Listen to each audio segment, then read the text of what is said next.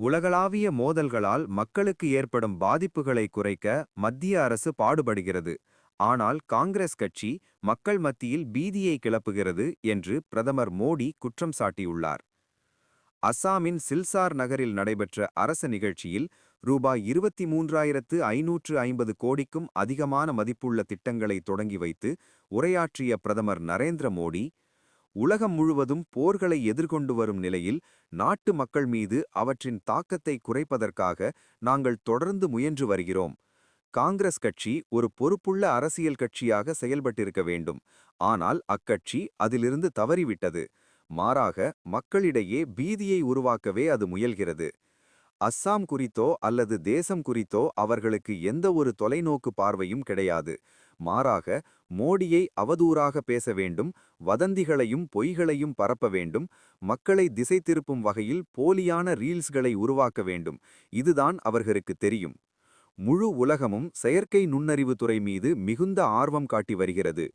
டெல்லியில் இது தொடர்பாக நடைபெற்ற உச்சிமாநாடு வெற்றிகரமாக இருந்தது.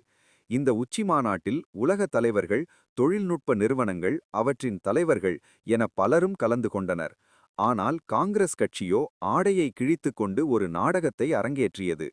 இதன் மூலம் நாட்டையே அக்கட்சி அவமானப்படுத்த முயன்றது.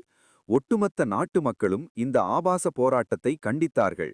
ஆனால் காங்கிரசின் ராஜகுடும்பம் மட்டும் தங்கள் செயலை நினைத்து தங்களுக்கு தாங்களே முதுகில் தட்டிக் கொடுத்து பாராட்டிக் கொள்கின்றனர். காங்கிரஸ் கட்சியிடம் தங்கள் சொந்த ஆடைகளை கிழித்துக் கொள்வதைத் தவிர வேறு எதுவும் மிச்சமில்லை.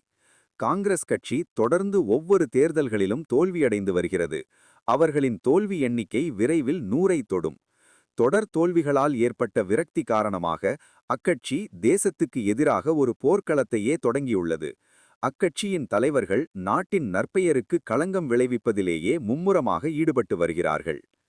வடகிழக்கு மாநிலங்களை காங்கிரஸ் கட்சி எவ்வாறு தனித்து விட்டுவிட்டதோ அதேபோன்று பராக் பள்ளத்தாக்கை பலவீனப்படுத்துவதிலும் அது முக்கிய பங்காற்றியது. இந்தியா சுதந்திரமடைந்த போது பராக் பள்ளத்தாக்குக்கு இருந்த கடல்வழி தொடர்பை துண்டிக்கும் வகையில் எல்லை வரையறுக்கப்படுவதை காங்கிரஸ் கட்சி அனுமதித்தது. ஒரு காலத்தில் தொழில் மையமாக திகழ்ந்த பராக் பள்ளத்தாக்கு தனது அடிப்படை வலிமையை இழந்துவிட்டது. இன்று அதை மாற்றியமைக்கும் பணியில் பாஜக அரசு ஈடுபட்டுள்ளது என தெரிவித்தார்.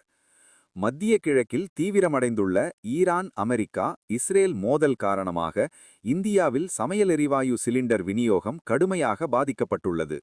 ஹார்முஸ் ஜலசந்தி கிட்டத்தட்ட மூடப்பட்டுள்ளதால் கத்தார் மற்றும் சவுதி அரேபியா போன்ற நாடுகளிலிருந்து எல்பிஜி வருவது தடைபட்டுள்ளது. இதனால் கடந்த சில நாட்களாக வணிக பயன்பாட்டுக்கான சிலிண்டர் விநியோகம் நிறுத்தப்பட்டுள்ளது. இதன் காரணமாக அச்சமடைந்த மக்கள் வீட்டு உபயோக சிலிண்டருக்கான புக்கிங்கை அதிக அளவில் செய்யத் தொடங்கினர்.